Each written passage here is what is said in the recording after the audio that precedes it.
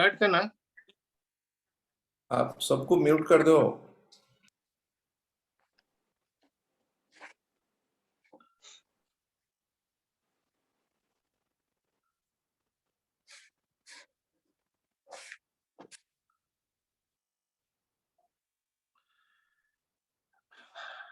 सलवात اللهم صل على محمد وآل محمد اللهم صل على محمد وآل محمد اللهم صل على محمد وآل محمد. بسم الله الرحمن الرحيم. ياسين والقرآن الحكيم إنك لمن المرسلين على صراط مستقيم تنزيل العزيز الرحيم لتنذر قوما ما أنذر آباهم فهم غافلون لقد حق القول على أكثرهم فهم لا يؤمنون إنا جعلنا في أعناقهم أغلالا فهي إلى الأذقان فهم مقمحون وجعلنا من بين أيديهم سدا ومن خلفهم سدا فأغشيناهم فهم لا يبصرون وسواء عليهم أنذرتهم أم لم تنذرهم لا يؤمنون إنما تنذر من اتبع الذكر وخشي الرحمن بالغيب فبشره بمغفرة وأجر كريم. إنا نحن نحيي الموتى ونكتب ما قدموا وآثارهم وكل شيء نحصيناه في إمام مبين. واضرب لهم مثلا أصحاب القرية إذ جاء المرسلون إذ أرسلنا إليهم اثنين فكذبوهما وعززنا بثالث فقالوا إنا إليكم مرسلون قالوا ما أنتم إلا بشر مثلنا ما أنزل الرحمن من شيء إن أنتم إلا تكذبون قالوا ربنا يعلم إنا إليكم لمرسلون وما علينا إلا البلاغ المبين. قالوا إنا تطهرنا بكم لئن لم تنتهوا لنرجمنكم وليمسنكم من عذاب أليم. قالوا طائركم معكم أئن ذكرتم بل أنتم قوم مسرفون. وجاء من أقصى المدينة رجل يسعى قال يا قوم اتبعوا المرسلين اتبعوا من لا يسألكم أجرا وهم مهتدون وما لي على أعبد الذي فطرني وإليه ترجعون أتخذ من دونه آلهة أن يردني الرحمن بضر لا تغني عني شفاعتهم شيئا ولا ينقذون إني إذا لفي ضلال مبين. آمنت بربكم فاسمعون قيل ادخل الجنة قال يا ليت قومي يعلمون بما غفر لي ربي وجعلني من المكرمين. وما أنزلنا على قومه من بعده من جند من السماء وما كنا منزلين إن كانت إلا صيحة واحدة وإذا هم خامدون. يا حسرة على العباد ما يأتيهم من رسول إلا كانوا به يستهزئون ألم يروكم أهلكنا قبلهم من القرون أنهم إليهم لا يرجعون وإن كل لما جميع لدينا موزون. وآية لهم الأرض الميتة أحيينا أخرجنا منها حبا فمنه يأكلون وجعلنا فيها جنات من نخيل وأعناب وفجرنا فيها من العيون ليأكلوا من ثمره وما عملته أيديهم أفلا يشكرون. سبحان الذي خلق الأزواج كلها مما تنبت الأرض ومن أنفسهم ومما لا يعلمون. وآية لهم الليل نسلخ منه النهار فإذا هم مظلمون والشمس تجري لمستقر لها ذلك تقدير العزيز العليم. والقمر قدرناه منازل حتى عاد كالأرجون القديم. لا الشمس ينبغي لها أن تدرك القمر والليل سابق النهار وكل في فلك يسبحون. وآية لهم أنا حملنا ذريتهم في الفلك المشحون وخلقنا لهم من مثله ما يركبون وإن نشاء نغرقهم فلا صريخ لهم ولا هم ينقذون إلا رحمة منا ومتاعا إلى حين. وإذا قيل لهم اتقوا ما بين أيديكم وما خلفهم لعلكم ترحمون وما تأتيهم من آيات ربهم إلا كانوا عنها معرضين. وإذا قيل لهم أنفقوا مما رزقكم الله قال الذين كفروا وللذين آمنوا أنطعم لو أن يشاء الله أطعمه إن أنتم إلا في ضلال مبين. ويقولون متى هذا الوعد إن كنتم صادقين ما ينظرون إلا صيحة واحدة تأخذهم يقسمون فلا يستطيعون توصية ولا إلى أهلهم يرجعون. ونفخ في السور فإذا هم من الأجداث إلى ربهم ينسلون قالوا يا ويلنا من باسنا من مرقدنا هذا ما وعد الرحمن وصدق المرسلون إن كانت إلا صيحة واحدة فإذا هم جميع لدينا محضرون. فاليوم لا تظلم نفس شيئا ولا تجزون إلا ما كنتم تعملون إن أصحاب الجنة اليوم في شغل فاكهون وهم أزواج في ظلال على الأرائك متكئون لهم فيها فاكهة لهم ما يدعون سلام قول من رب رحيم وامتازوا اليوم أيها المجرمون ألم أهد إليكم يا بني آدم أن لا تعبدوا الشيطان إنه لكم عدو مبين أن اعبدوني هذا الصراط على هذا الصراط مستقيم ولقد أزل منكم جبلا كثيرا أفلم تكونوا تعقلون هذه جهنم التي كنتم توعدون أصلوها اليوم بما كنتم تكفرون اليوم نختم على أفواههم وتكلمنا أيديهم وتشهد أرجلهم بما كانوا يكسبون لو نشاء لتمسنا على أعينهم فاستبقوا الصراط فأن يبصرون ولو نشاء لمسخناهم على مكانتهم فما استطاعوا مزيا ولا يرجون ومن نؤمره ننكسه في الخلق أفلا يعقلون وما علمناه الشعر وما ينبغي له إن هو إلا ذكر وقرآن مبين لينذر من كان حيا يحق القول على الكافرين أولم يروا أنا خلقنا لهم مما عملت أيدينا أنعام فهم لا مالكون وذللنا لهم فمنها ركوبا ومنها يأكلون ولهم فيها منافع من الشجر أفلا يشكرون واتخذوا من دون الله آلهة لعلهم ينصرون لا يستطيعون نصرا وهم لهم جند موزرون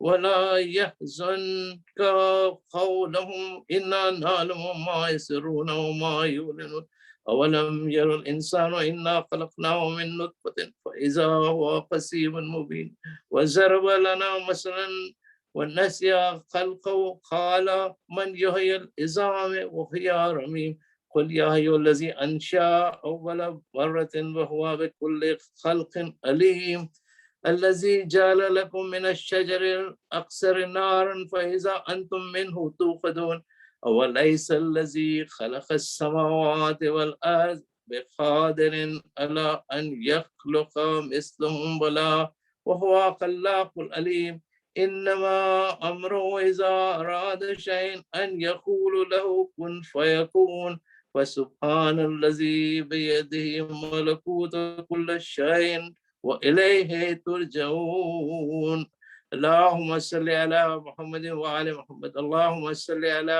محمد وعلى محمد اللهم صل على محمد وعلى محمد.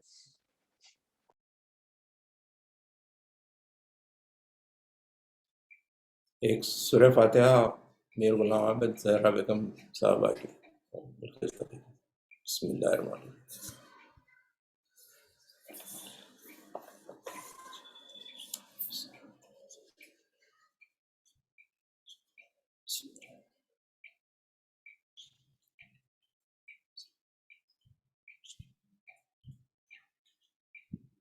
الرحیم.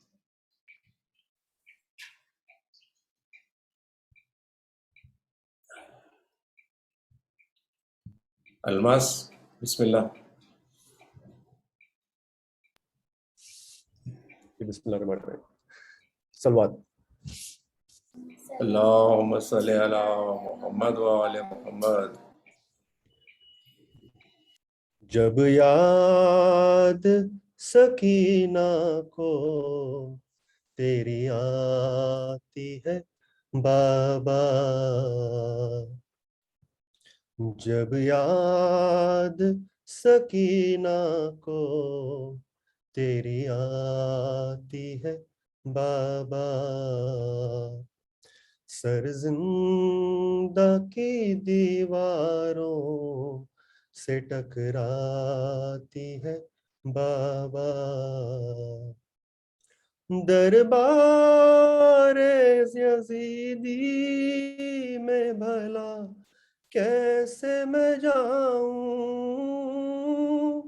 دربار یزیدی میں بھلا کیسے میں جاؤں، ہے چاک گریباں حیاتی ہے بابا، جب یاد سکینہ کو تیری آتی ہے بابا، مر جاؤں گی پیاسی نہ کبھی مانگوں گی پانی، مر جاؤں گی پیاسی نہ کبھی مانگوں گی پانی، اصغر کی مجھے پیاس جو تڑپاتی ہے بابا، جب یاد سکینہ کو تیری آتی ہے بابا، ہے کون میرے پاس جیوں کس کے سہارے، ہے کون میرے پاس جیوں کس کے سہارے، تنہائی میری موت بنی جاتی ہے بابا، جب یاد سکینہ کو تیری آتی ہے بابا، آنسو میری آنکھوں سے نہیں تھمتے سحر تک، آنسو میری آنکھوں سے نہیں تھمتے سحر تک، ہر رات تیرے غم میں گزر جاتی ہے بابا، جب یاد سکینہ کو تیری آتی ہے بابا، جلتے ہوئے خیموں کے وہ منظر ہے نظر میں،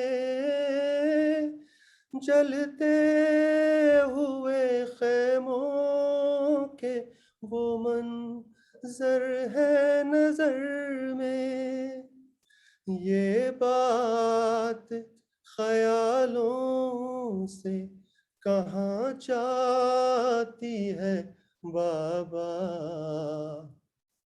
جب تک تیرے سینے سے نہ لگ جائے سکینہ،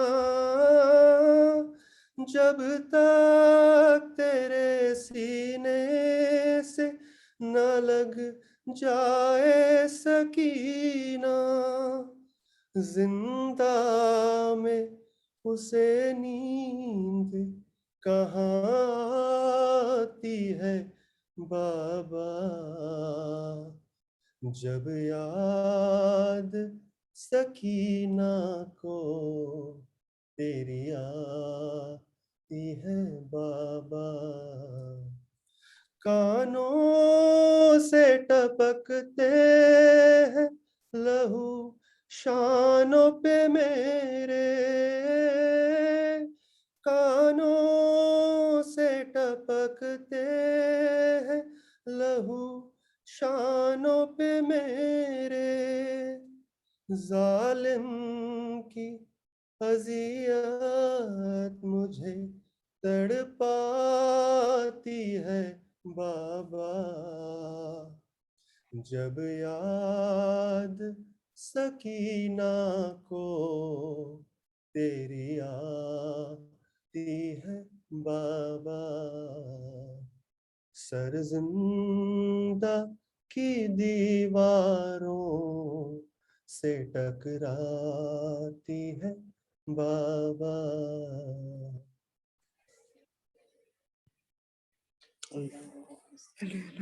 محمد وآل محمد صلوات اللهم صل على محمد وآل محمد بنت حسین باپ کا غم کھا کے رہ گئی آیا جو شمر سامنے تھرا آیا جو شمر سامنے تھرا کے رہ گئی شمر لئی کے ہاتھ میں دروں کو دیکھ کر سجاد بھائی دیکھیے فرما سجاد بھائی دیکھیے فرما کہ رہ گئی دیکھا جو اس نے گھور کے بنت حسین کو شہزادی اپنے باپ کو چلا شہزادی اپنے باپ کو چلا کے رہ گئی سیلی کا زخم اور وہ ننھی سی جان ہائے کانوں کا زخم بھائی کو دکھلا کانوں کا زخم بھائی کو دکھلا کے رہ گئی کس منہ سے ظلم شمر کروں آہ میں بیان ننھی سی بچی خاک پہ غش کا ننھی سی بچی خاک پہ غش کھا کے رہ گئی بنت حسین باپ کا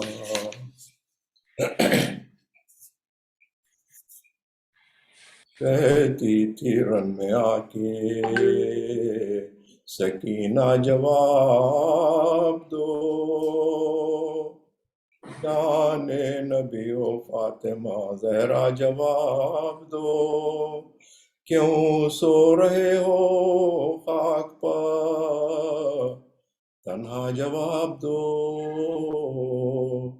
آئی ہوں تم کو ڈھونڈنے جا جواب دو مرتی ہوں غم سے میرے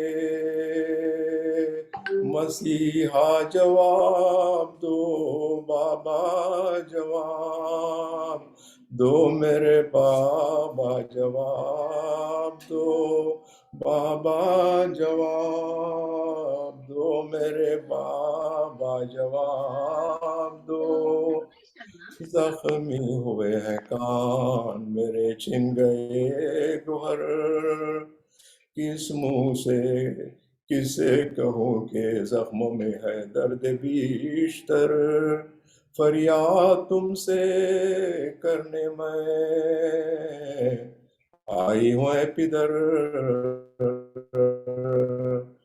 اے قابل ملاحظہ یہ حال سر بسر، دیکھو یہ خون بھرا ہوا کرتا، جواب دو بابا، جواب دو میرے بابا، جواب بابا، جواب دو میرے بابا، جواب دو۔ قیدی بنا کے شام کو لے جاتے ہیں ہمیں، پرسان نہیں ہے کوئی کہ کچھ سے ہم کہیں، فریاد غم زدوں کی نہ حضرت بھی گھر سنے، کب تک ان آفتوں میں رہے کیا کرے، کیا کہہ رہی ہوں سیدے والا، جواب دو بابا، جواب دو میرے بابا، بابا جواب دو میرے بابا، جواب اے جانے فاطمہ پیمبر اٹھو اٹھو، اے نور عین فاتح خیبر اٹھو اٹھو، دیکھو اسیر ہو گئی خواہر، اٹھو اٹھو، چلا رہی ہے آپ کی دختر، اٹھو اٹھو، کیا سو رہے ہو بیٹی کے شیدا، جواب دو بابا، جواب دو میرے بابا، بابا جواب دو میرے بابا، بے آپ کے وطن کو نہ لے جائے اب خدا، کیا خوب ہو جو آئے سی جا میری قضا، بالفرض گر مدینے میں جانا میرا ہوا، کیا میں کہوں جو پوچھے گی احوال آپ کا، مجھ سے کہے گی فاطمہ صغرا، جواب دو بابا، جواب دو میرے بابا، بابا جواب دو میرے بابا، جواب پوچھے جو مجھ سے حال تمہارا بیان کروں، یا سے شہید ہو گئے بابا بیان کروں، اکبر کا میں نے دیکھا ہے لاشا بیان کروں، اصغر کا سر بھی نیزے پہ دیکھا بیان کروں، کیا کہہ کے اس کو دوں میں دلاسا، جواب دو بابا، جواب دو میرے بابا، بابا جواب دو میرے بابا، جواب روتی تھی میں تو آپ بھی فرماتے تھے فغاں، گودی میں لے کے پیار سے کرتے تھے یوں بیان، قربان تیرے آنکھوں سے آنسو نہ کر رواں، اب میرا رونا اور یہ غم کھانا بابا جان، کیوں آپ کو ہوا ہے گوارا، جواب دو بابا، جواب دو میرے بابا، بابا جواب دو میرے بابا، جواب بیمار بھی ہے تو خو سلاسل میں مبتلا، نہ کوئی غم گسار ہے نہ کوئی آشنا، کیا ذکر کھانے پانی کا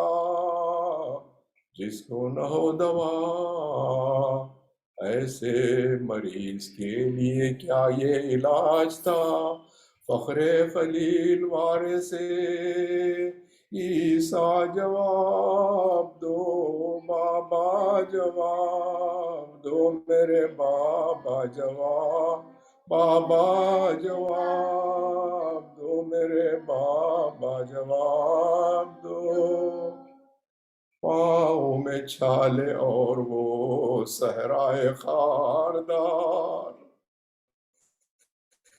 بے طاقتی پیادہ روی جسم میں بخار، گر کر زمیں پہ ذوف سے اٹھنا وہ بار بار، اس ناتواں کے ہاتھ سے کھنچواتے ہیں مہار۔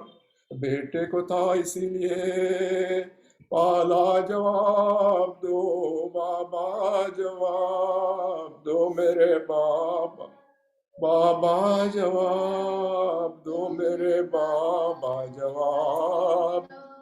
مشکل کشا کے پوتے کا بازو اور رسن، زہرا کی بیٹیوں پہ ہو یہ رنج یہ محن، سر پر نہ چادریں ہونا برخا نہ پیرہن، بازار شام اور تماشائی مرد و زن، کب تک یہ حال زار رہے گا؟ جواب دو بابا، جواب دو میرے بابا، جواب بابا، جواب دو میرے بابا، جواب دو۔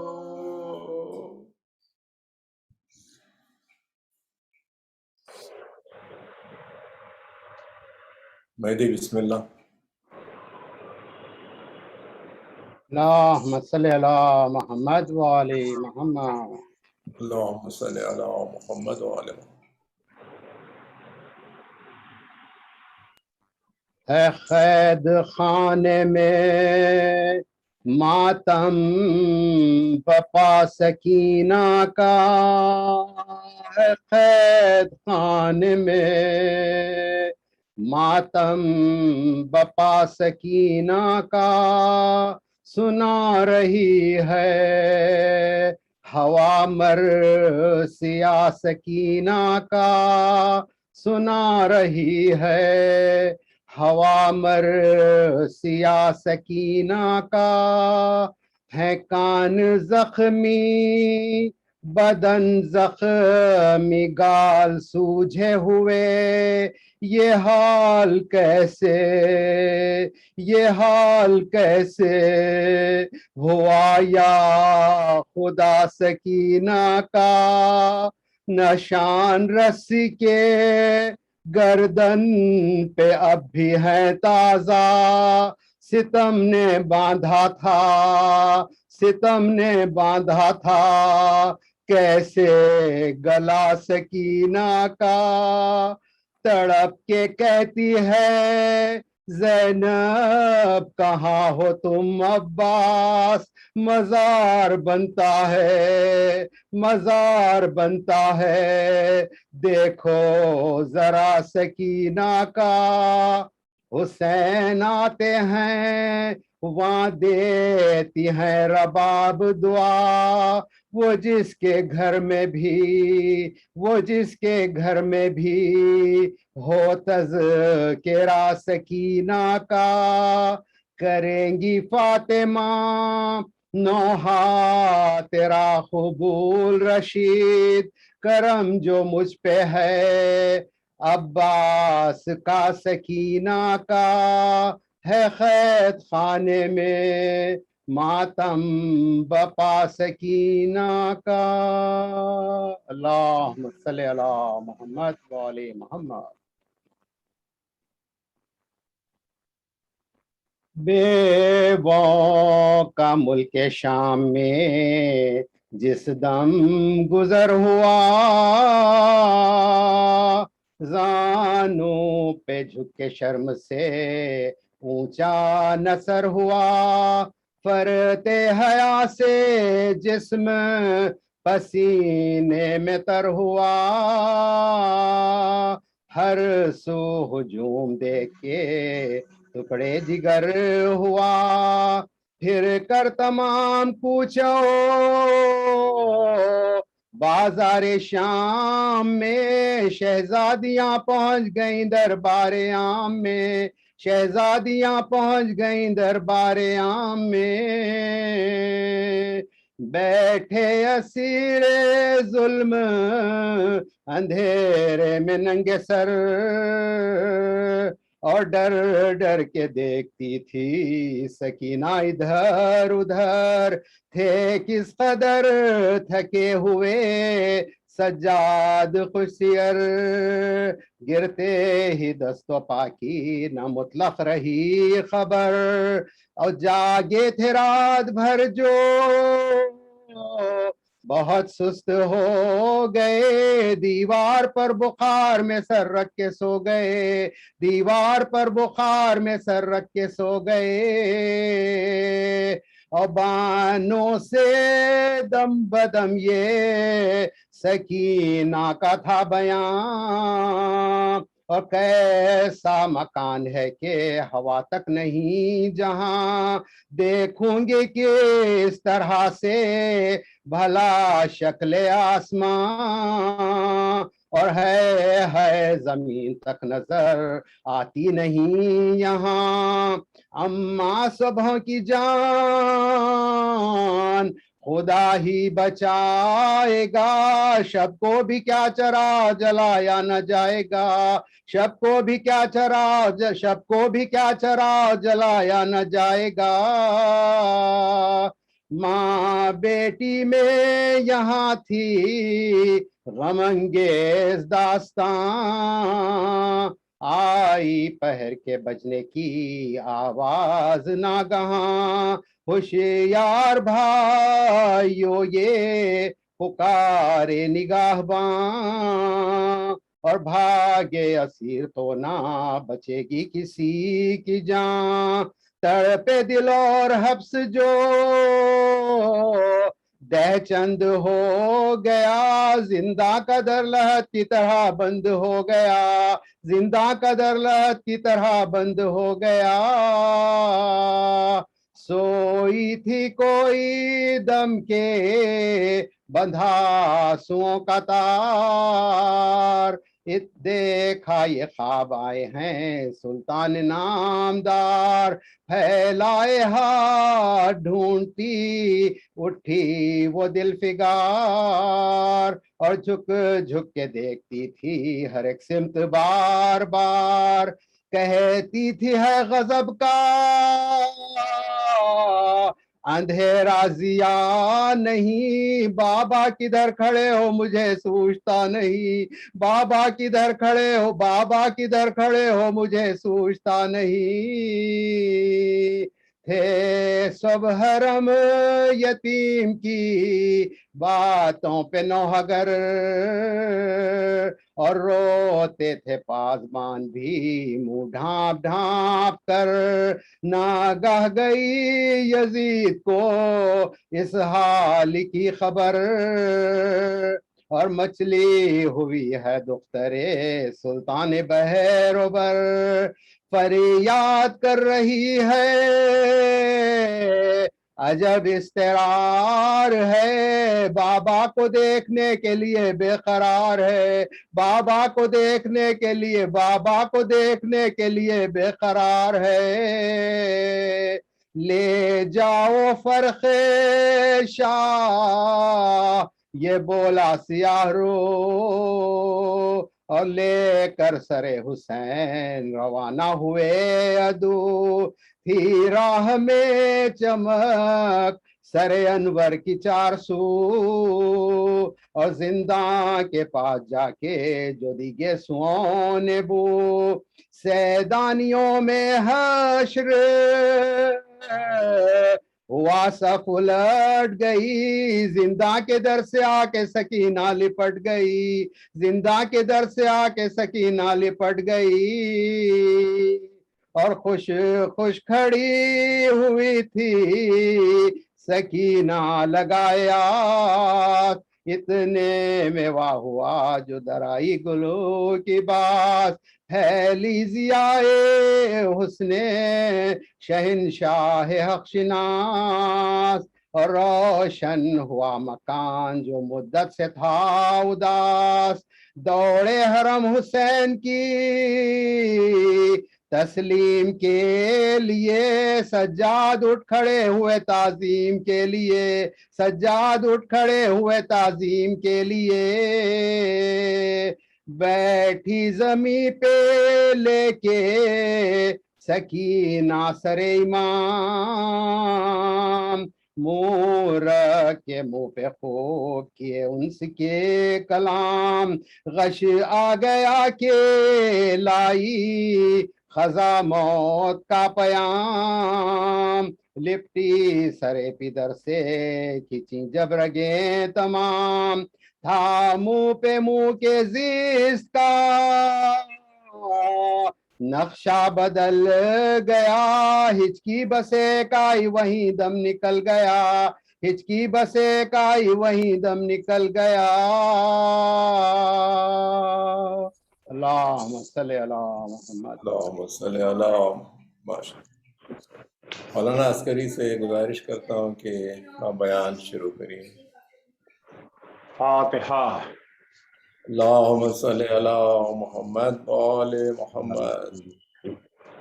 الحمدللہ رب العالمین الرحمن الرحیم مالک یوم الدین، ایاک نعبد وإیاک نستعین اهدنا الصراط المستقیم صراط الذین انعمت علیہم غیر المغضوب علیہم ولا الضالین، اللهم صل علی محمد وعلى محمد۔ لا حول ولا قوة إلا بالله العلي العظيم۔ أعوذ بالله من الشيطان اللعين الرجيم، بسم الله الرحمن الرحيم۔ الحمد للہ والصلاة والسلام على رسول اللہ وعلى آلہ آل اللہ، لا سیما بقیت اللہ وَلَعْنَةُ اللَّهِ عَلَىٰ أَعْدَائِهِمْ أَعْدَاءِ اللَّهِ مِنْ يَوْمِنَا هَذَا إِلَىٰ لِقَاءِ اللَّهِ، أَمَّا بَعْدُ فَقَدْ قَالَ رَسُولُ اللَّهِ صَلَّى اللَّهُ عَلَيْهِ وَآلِهِ وَسَلَّمَ، حبی وحب علی سید ما تقرب به المتقربون من طاعت ربهم۔ عزیزان گرامی، آج کی مجلس کے لیے جو موضوع دیا گیا ہے وہ ہے تقرب الی اللہ کے ذرائع۔ وہ کون سے راستے ہیں، وہ کون سے ذرائع ہیں جن سے ہم اللہ کی قربت حاصل کر سکتے ہیں۔ تقرب الی اللہ اور اللہ جل شانہ سے قربت کا حصول ہر مومن کی پہلی خواہش ہے اور اس کی زندگی کا سب سے بڑا مقصد۔ ہر نیک عمل اسی نیت سے انجام دیا جاتا ہے۔ نماز پڑھتے ہیں قربتاً الی اللہ، روزہ رکھتے ہیں قربتاً الی اللہ، عزاداری کرتے ہیں قربتاً الی اللہ، مرثیہ پڑھتے ہیں قربتاً الی اللہ، مجلس سنتے ہیں، مجلس پڑھتے ہیں قربتاً الی اللہ، اللہ کے قربت کے لیے۔ سوال یہ ہے کہ ایک مومن انسان اس مقصد کو کیسے حاصل کر سکتا ہے؟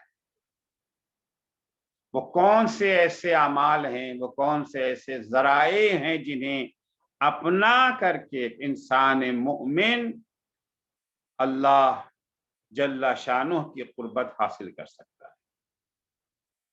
منزل مقصود تک پہنچنے کا راستہ کیا ہے؟ دیکھیے یوں تو دنیا میں بہت سارے ایسے افراد اور بہت سارے دلستان فکر موجود ہیں جو تقرب اللہ کے راستے بتانے کے دعوے دار ہیں، جبکہ حالت یہ ہے کہ وہ خود اس نعمت سے محروم ہے۔ فاقد شے موتی شے نہیں ہو سکتا۔ جسے خود نہیں معلوم کہ تقرب جو خود اللہ کی قربت حاصل نہ کر سکے وہ دوسروں کو قرب الہی سے کیسے سرفراز کر سکتے ہیں۔ تقرب اللہ کا راستہ وہی بتا سکتے ہیں جو اللہ سے قربت کے اس مقام پر فائز ہیں جس سے بلند مقام تصور نہیں کیا جا سکتا، جو دنا فتدلى فکان قاب قوسین او ادنا، یہ منزل پر فائز ہے۔ اللہ جل شانہ کا لاکھ لاکھ شکر ہے کہ اس نے ہمیں اپنے ایسے مقرب بندوں کی نعمت سے سرفراز کیا ہے جنہوں نے تقرب اللہ کے سفر میں ہر قدم پر ہماری رہنمائی فرمائی۔ آج میں آپ مومنین و مومنات کے حضور میں مولا کائنات حضرت امیر المومنین علیہ الصلوۃ والسلام کے خرمن علم سے خوشہ چینی کرتے ہوئے اللہ جل شانہ سے قربت حاصل کرنے کے کچھ اہم گوشے پیش کرنے کی سعادت حاصل کرنے کی کوشش کر رہا ہوں۔ مولا کائنات امیر المومنین حضرت علی ابن ابی طالب علیہ الصلوۃ والسلام نہج البلاغہ کے خطبہ نمبر 110 میں اللہ عز و جل سے تقرب حاصل کرنے اور اس کی نگاہ میں اپنا درجہ بلند کرنے کے لیے رہنمائی کرتے ہوئے ارشاد فرماتے ہیں، اس راہ میں سب سے پہلا قدم اللہ جل شانہ کی معرفت، اللہ پر ایمان اور اس کے رسول پر ایمان، پہلا مرحلہ اللہ سے تقرب حاصل کرنے کا پہلا درجہ، پہلا مرحلہ اللہ جل شانہ کی معرفت ہے، اس پر ایمان ہے اور اس کے رسول پر ایمان۔ چنانچہ مولا کائنات اس حقیقت کو بیان کرتے ہوئے ارشاد فرماتے، انا افضل ما توسل به المتوسلون الى اللہ سبحانہ وتعالی الایمان به وبرسولہ، سب سے افضل چیز، سب سے بہتر چیز، جس چیز نے اللہ سے قربت حاصل کرنے والوں کو اللہ سے قریب کیا ہے، وہ بہت ساری چیزیں ہیں جو اللہ سے قریب کرتی ہیں، سب سے اہم چیز، سب سے افضل چیز جس نے اللہ سے قریب ہونے والوں کو اللہ سے قریب کیا ہے، ان میں سب سے افضل اللہ پر ایمان اور اس کے رسول پر ایمان۔ البتہ ایمان سے مراد یہ زبانی اقرار نہیں ہے جو ہم لوگ عام طور سے زبان سے بیان کرتے ہیں، لا الہ الا اللہ محمد رسول اللہ، یہ جو ہم السلام علیکم، ہلو ہلو، بسم اللہ۔ آپ کی آواز آ رہی لیکن ویڈیو نہیں آ رہا ہے مولانا۔ اچھا میں چیک کر رہا ہوں دوسرا۔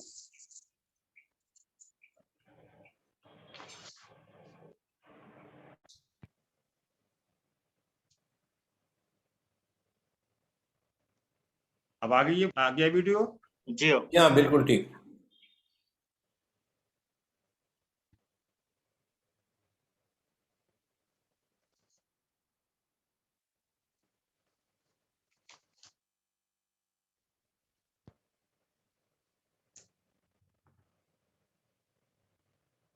اب آواز آ رہی ہے؟ جی آ رہی ہے۔ جی مولا فرماتے ہیں کہ اِنَّا افضل ما توسل به المتوسلون الى اللہ سبحانہ وتعالی الایمان بہ و برسولہ، جس چیز نے اللہ سے قریب ہونے والوں کو اللہ سے قریب کیا ہے ان میں سب سے افضل، سب سے بہتر اللہ پر ایمان اور اس کے رسول پر۔ لیکن یقیناً اس ایمان سے مراد یہ وہ ایمان نہیں ہے جو ہم زبان سے بیان کرتے ہیں۔ ایمان کی جگہ زبان نہیں ہے، قلب ہے، دل ہے۔ چنانچہ سورہ حجرات میں ارشاد ہوتا ہے کہ قالت الاعراب آمنا، یہ بادیہ نشین عرب آ کر کے کہتے ہیں کہ یا رسول اللہ ہم ایمان لائے۔ قل لم تؤمنوا، میرے حبیب ان سے کہیے کہ تم ایمان نہیں لائے ہو، ولیکن قولوا اسلمنا، کہو کہ ہاں ہم یہ اسلام لائے ہیں، مسلمان ہے، زبان سے بھی لا الہ الا اللہ محمد رسول اللہ کہہ دو گے، چاہے تمہارے دل میں اس نے جگہ نہ بنائی ہو، اسلام تمہارا قبول ہے، مگر یہ ایمان نہیں ہے۔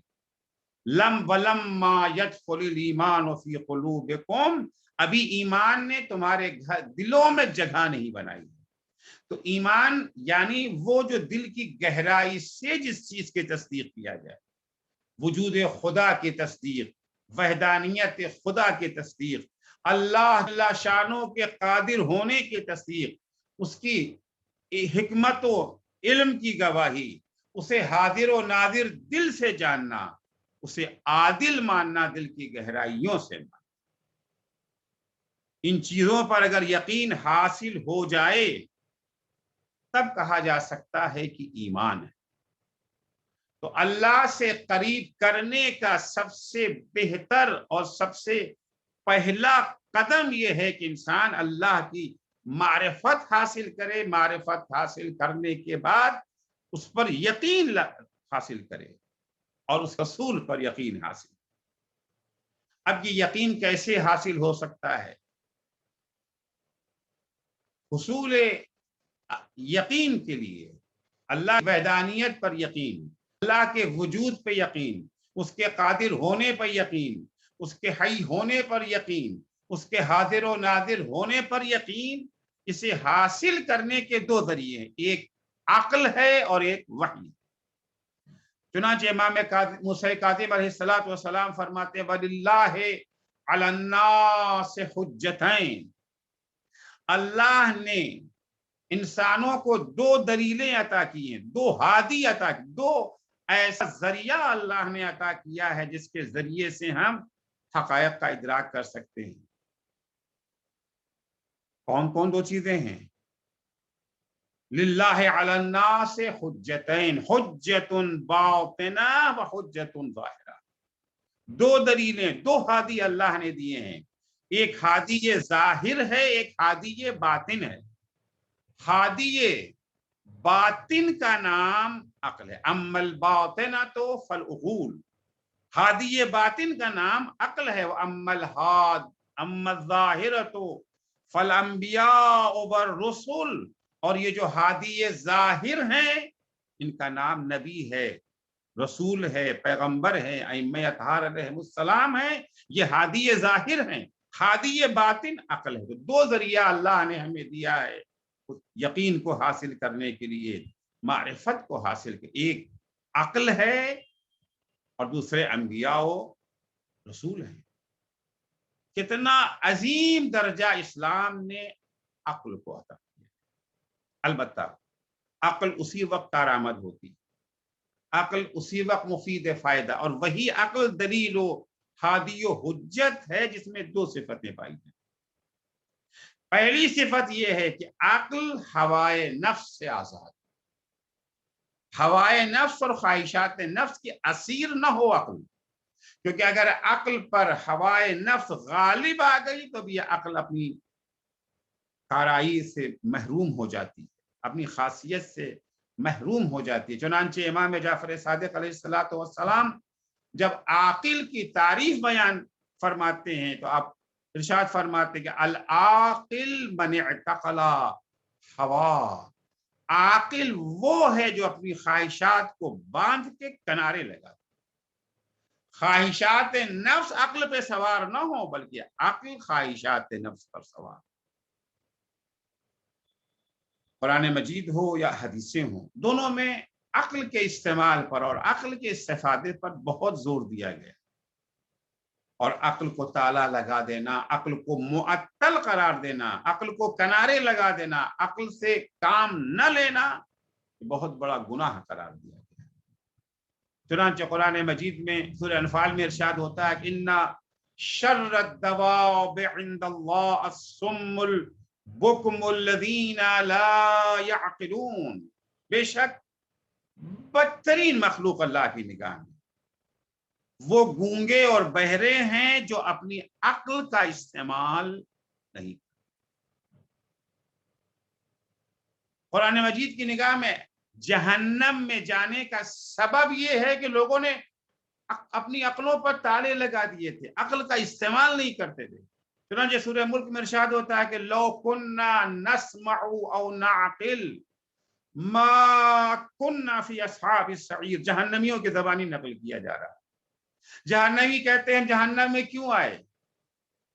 اگر ہم نے انبیاء کی باتوں کو سنا ہوتا، ہادی ظاہر کی باتوں کو سنا ہوتا، او نعقل، یا ہم نے اپنے ہادی باطن عقل کی آواز پہ لبیک کہا ہوتا، عقل سے کام لیا ہوتا، ما کننا فی اصحاب السعیر، تو آج ہم جہنمی نہ ہوتے.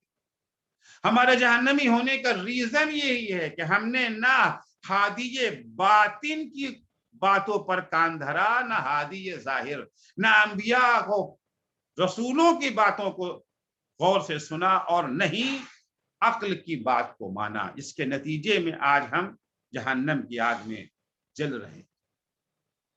رسول خدا صلی اللہ علیہ وآلہ وسلم کے حضور میں کسی شخص کی تعریف کی جانے لگی، اس کے فضائل و مناقب بیان کیے جانے لگے کہ اتنا اچھا انسان ہے، یہ نیکی اس میں پائی جاتی ہے، یہ نیکی، اور تمام نیکیاں اس کے اندر پائی جاتی ہیں. حضرت نے سوال کیا کیف عقل الرجل. لوگ سارے فضائل بیان کر چکے کہ اس میں یہ نیکی ہے، یہ نیکی، ساری نیکیاں بیان کر دی.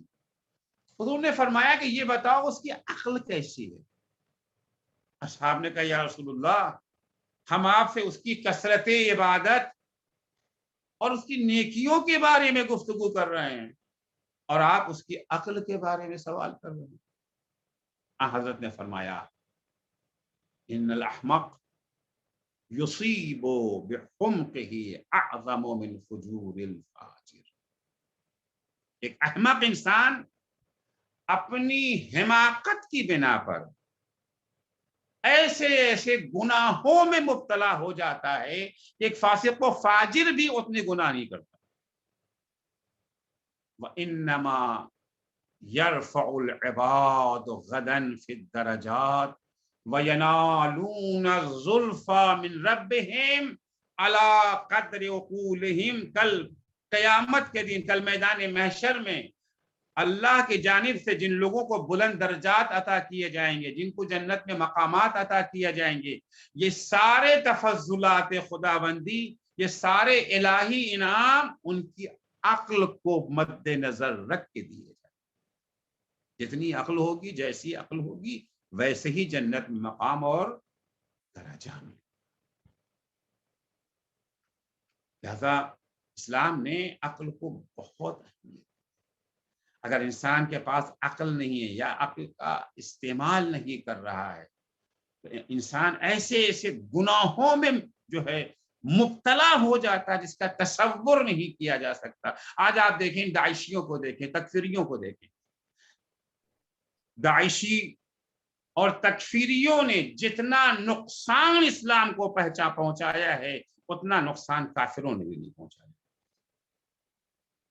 اپنی حماقتوں سے، اپنے احمقانہ اقدام سے اگر انہوں نے عقل کو اپنا رہنما بنایا ہوتا، عقل کی روشنی میں اگر احادیث اور قرآنی آیات کا جائزہ لیا ہوتا، تو وہ حرکتیں نہ کرتے جس نے سارے مسلمانوں کو شرمسار. مولا کائنات امیر المومنین حضرت علی بن ابی طالب علیہ الصلوۃ والسلام فرماتے ہیں کہ حبط جبرائیل علی آدم، جناب جبرائیل کو اللہ نے جناب آدم کے پاس بھیجا. جبرائیل نے آدم کے پاس آ کے کہا فقال یا آدم انی امرت ان اخیرک واحدۃ من ثلاث، اللہ نے مجھے حکم دیا ہے میں تمہیں 3 چیزوں میں سے ایک چیز کو چن لینے کا اختیار دوں. تینوں چیز نہیں، ایک چیز کو تمہیں چننا ہے. فاخترها ودع اثنتین، 3 میں سے ایک کا آپ انتخاب کر لیں، 2 کو چھوڑو. فقال له آدم یا جبریل وما الثلاث، جناب آدم نے جناب جبریل سے فرمایا اے جبریل وہ 3 چیزیں ہیں کیا؟ فقال العقل والحیاء والدین، عقل ہے، حیا ہے، دین ہے. ان میں سے ایک چیز آپ کو انتخاب کر لینا اور 2 چیزیں چھوڑ دینا. فقال له آدم، جناب آدم نے جبریل کو جواب دیا انی قد اخترت العقل، عقل، حیا اور دین میں سے میں نے عقل کو چن لیا. فقال جبریل للحیاء والدین انصرفا ودعاہ، اب جبریل نے حیا اور دین سے کہا کہ آپ لوگ تشریف لے جائیے، انہیں تنہا چھوڑ دیجیے. فقال یا جبریل انا امرنا ان نکون مع العقل حیث کان، تو حیا اور دین نے جبریل سے کہا کہ جبریل تم کہتے ہو چلے جاؤ، اللہ کی طرف سے ہمیں حکم یہ ہے کہ جہاں عقل ہو وہیں تم دونوں رہو. بہت اہم حدیث ہے. جہاں عقل ہے وہیں حیا ہے، وہیں دین ہے، اور جہاں عقل نہیں ہے وہاں نہ حیا ہے نہ دین ہے. اگر عقل کو تالا لگانے والے یہ سمجھتے ہیں کہ وہ دیندار ہیں، یہ ان کا زعم باطل ہے. یہ خیال ہے ان کا کہ وہ دیندار ہیں. جہاں عقل نہیں ہے وہاں نہ حیا پائی جاتی ہے نہ دین پائی. تو اللہ سے قریب کرنے کے لیے پہلی چیز جو سب سے زیادہ اہمیت کی حامل ہے وہ ہے اللہ جل شانوں کی معرفت، اللہ پر ایمان، اس کے رسول پر ایمان. ایمان یعنی دل کے گہرائیوں سے یقین رکھنا، اور یہ یقین اور یہ معرفت کو حاصل کرنے کا 2 ذریعہ ہے. ایک عقل ہے، دوسرے انبیاء و رسول و ائمہ طاہرین علیہ السلام. مولا کائنات تقرب اللہ کے لیے دوسرا ذریعہ جسے اسی خطبہ 110 میں مولا قرار دیتے ہیں وہ ہے واجبات پر عمل. ایمان سب سے پہلے، اس کے بعد واجبات پر عمل. اور جب واجبات کی باری آتی ہے تو واجبات میں سب سے پہلے مولا کائنات نے جہاد کا ذکر کیا ہے. مولا فرماتے والجہاد فی سبیلہ فإنہ ذروۃ الاسلام، سب سے بہترین راستہ جو ہمیں اللہ سے قریب کر سکتا ہے وہ جہاد. البتہ جہاد اللہ کی راہ میں، جہاد کی ساری اقسام، چاہے وہ جہاد بالنفس ہو، جہاد بالمال ہو، جہاد بالقلم ہو، جہاد باللسان ہو، جہاد بالسیف ہو، جتنی بھی قسمیں جہاد کی پائی جاتی ساری قسمیں یہاں مراد. اسلام نے جہاد کو بڑی اہمیت دی ہے. یہ اللہ پر ایمان کے بعد پہلی چیز جو امام بیان فرما رہے ہیں واجبات میں وہ جہاد. گرچہ ہم سے پوچھا جاتا ہے یہ جو ہے فروع دین تو ہم کہتے ہیں پہلے نماز، دوسرے روزہ، چھٹے مرحلے پر جہاد کا تذکرہ آتا ہے، لیکن یہاں مولا کائنات اللہ پر ایمان کے فوراً بعد جہاد کا تذکرہ. بڑی اہمیت حاصل ہے اسلام میں جہاد کو. خیر وقت نہیں ہے کہ میں اس میدان میں جاؤں تو اشارہ کر کے آگے بڑھ جاؤں گا. پیغمبر اکرم صلی اللہ علیہ وآلہ وسلم فرماتے ہیں کہ اگر انسان جہاد کیے بغیر مر جائے، نہ جہاد کرے اور نہ جہاد کے بارے میں سوچے. اگر کبھی یہ ہے کہ حالات جہاد کے نہیں ہیں، مگر دل میں تیاری تو ہونا چاہیے کہ جب کبھی جہاد کے حالات پیدا ہو جائیں گے تو ہم میدان جہاد میں. حضور فرماتے ہیں من مات ولم یغزو ولم یحدث نفسہ بہ مات علی شعبۃ من النفاق. جو انسان اس حال میں مر جائے کہ اس نے جہاد نہیں کیا اور نہ اپنے دل میں جہاد کرنے کا خیال رکھتا ہے، اس کی موت نفاق کے ایک شعبے پر ہوگی، اعلیٰ شعبۃ، ایک طرح کا نفاق لے کر کے مرے گا. تو سب سے پہلے اللہ کی معرفت اور ایمان، اس کے بعد واجبات کا سلسلہ شروع ہوتا ہے، واجبات پر عمل، اور واجبات میں سر فہرست جہاد ہے. اس کے بعد مولا نماز کا تذکرہ کرتے ہیں، فرماتے ہیں وَإِقَامُ الصَّلَاةِ فَإِنَّهَا الْمِلَّةُ. جہاد میں کہا تھا کہ فَإِنَّهُ ذِرْوَةُ الْإِسْلَامِ. جہاد جو ہے اسلام کی سربلندی کا سبب ہے. ہر عمل کے بعد امام نے اس کی صفت بھی بیان کر دی. یہاں فرماتے ہیں وَإِقَامُ الصَّلَاةِ، واجبات میں دوسرے مرحلے پر ہے نماز کو قائم کرنا. فَإِنَّهَا الْمِلَّةُ، نماز عین دین ہے، عین اسلام ہے. نماز کے بغیر اسلام کا تصور نہیں کیا جا سکتا. دین کا ستون ہے.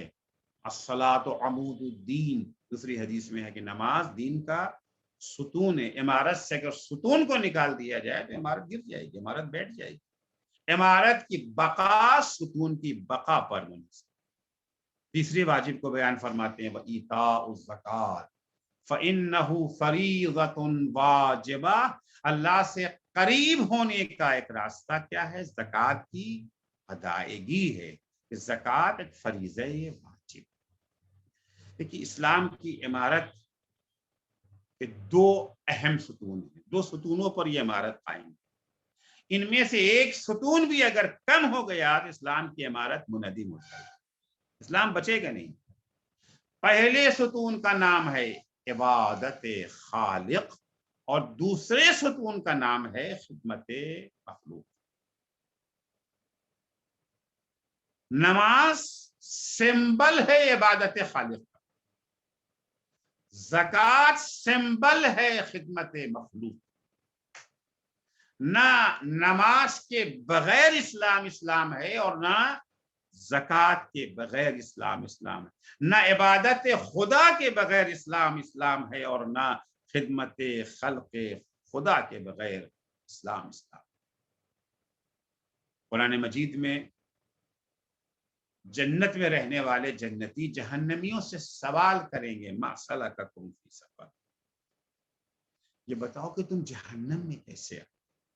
ریزن کیا ہے؟ کیونکہ ظاہر سی بات ہے بلا وجہ تو اللہ کسی کو جہنم میں نہیں ڈالے گا.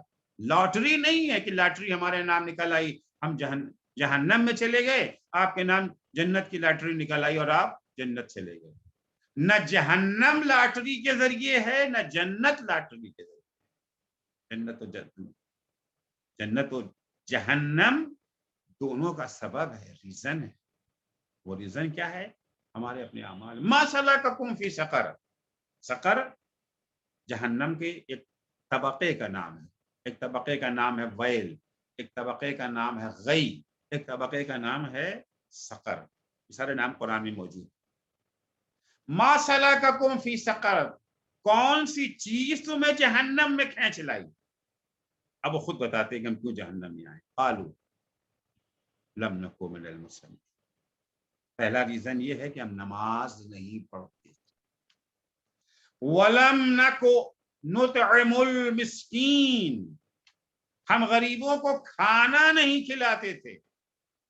لم نَكُ من المصلین، ہم نماز نہیں پڑھتے تھے یعنی عبادت خدا نہیں کرتے تھے. وَلَمْ نَكُ نُطْعِمُ الْمِسْكِينَ، غریبوں کو کھانا نہیں کھلاتے تھے یعنی خدمت خلق خدا نہیں کرتے. كُنَّا نَخُوضُ مَعَ الْخَائِضِينَ، تیسرا گناہ ہمارا یہ تھا کہ ہم دین کا مذاق اڑانے والوں سے دوستانہ قائم کیے تھے. ہمارا انہیں کے ساتھ اٹھنا بیٹھنا تھا. وہ دین کا مذاق اڑاتے رہتے تھے، ہم خاموش تماشائی بنے بیٹھے رہتے تھے. ہمارے کان میں جو بھی نہیں دیں گے، ہمارا خون بھی نہیں کھولتا. वकुन्ना नुकज़्ज़िबु बियौमिद्दीन, और अमलन हम क़यामत का इनकार, हत्ता अतानल यकीन, यहाँ तक कि हमें मौत आ गई। तो सबसे पहला सबब जिसकी बिना पे वो जहन्नम में गए, नमाज का नहीं पढ़ना था। दूसरा सबब गरीबों को खाना नहीं खिलाना। और लुत्फ की बात यह कि ये वो गुनाह है जिससे जहां शफाअत का भी असर नहीं है। तो किसी की बात फौरन आयत है, फमा तनफ़अहुम शफाअतु शाफ़िईन, इन लोगों को शफाअत करने वालों की शफाअत काम नहीं है। शफाअत है, अल्लाह जल्ला शानो ने पैगंबर अकरम सल्लल्लाहु अलैहि वसल्लम, अइम्मे अतहार अलैहिमुस्सलाम, शुहदाए करबला अलैहिमुस्सलाम, इन सबको ये इख्तियार दिया है कि वो शफाअत कर सकते हैं, इजाजत दी है, लेकिन इनकी शफाअत इन लोगों के काम नहीं। कुरान की वादे आयत है, फमा तनफ़अहुम शफाअतु शाफ़िईन। तो वो वाजिबात जिनकी अदायगी हमें अल्लाह से करीब कर सकती है, सबसे पहले जिहाद फी सबीलिल्लाह, उसके बाद इकामे नमाज, उसके बाद ज़कात की अदायगी, खिदमत खल्क़ खुदा और इबादत खुदा। चौथी चीज इन वाजिबात में है सौमो शहर रमज़ान फ़इन्नहु जुन्नतुम मिनल इक़ाब। चौथी चीज इमाम फरमाते हैं, माह रमजान का रोजा ये तुम्हें अल्लाह से करीब कर सकती है कि रमजान का रोजा अज़ाब जहन्नम के मुकाबले में सिपर और ढाल। सिपर का काम यही होता है उसे बचा लेना। दुश्मन ने तलवार से वार किया, ढाल आपके हाथ में, आपने रोक लिया, आपका चेहरा बच गया। इसी तरीके से अज़ाब इलाही के लिए रोजा जो है वो ढाल है। देखिए, रोजा इबादत खुदा भी है और खिदमत खल्क़ खुदा। रोजा जहां इंसान को अल्लाह की इबादत की शाहराह पर गामजन कर देती है, करता है, वहीं रोजा इंसान के अंदर खिदमत खल्क़ खुदा का जज्बा। रोजे का फलसफा हशाम इब्ने हकम से ने इमाम जाफर सादिक अलैहिस्सलातु वस्सलाम से रोजे का फलसफा सवाल किया था कि या रसूलुल्लाह, ये बताइए कि अल्लाह ने रोजा वाजिब क्यों किया, वाजिब क्यों किया है? तो इमाम ने हशाम के जवाब में जो रोजे का फलसफा बयान किया, उससे ये बात अच्छी तरह अश्कार हो जाती है कि रोजा जहां इबादत खुदा है, वहीं खिदमत खल्क़ खुदा का बेहतरीन जरिया। खिदमत खल्क़ खुदा का जज्बा इसी रोजे से पैदा होता है। इमाम फरमाते हैं, अल-इल्लतु फिस्सियाम, अल्लाह ने रोजा क्यों वाजिब किया, रोजे का फलसफा क्या है? लियस्तवी बिहिल फकीर वल गनी, अल्लाह ने रोजे के को इसलिए वाजिब किया ताकि मालदार और गरीब दोनों को बराबर करार दे। क्या मतलब बराबर करार दे?